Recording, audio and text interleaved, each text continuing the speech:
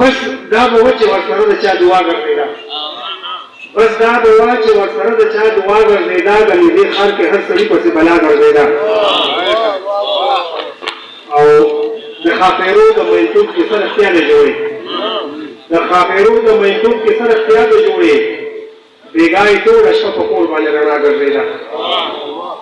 او شوې چې هغه په عمر کې بس ما نه دومره لویه ده چې هغه په عمر کې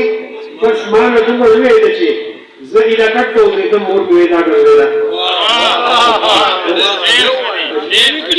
هغه په عمر کې بس ما نه دومره لویه ده چې زه ایله کټ ته ودرېدم مور مې وې دا ګرځېده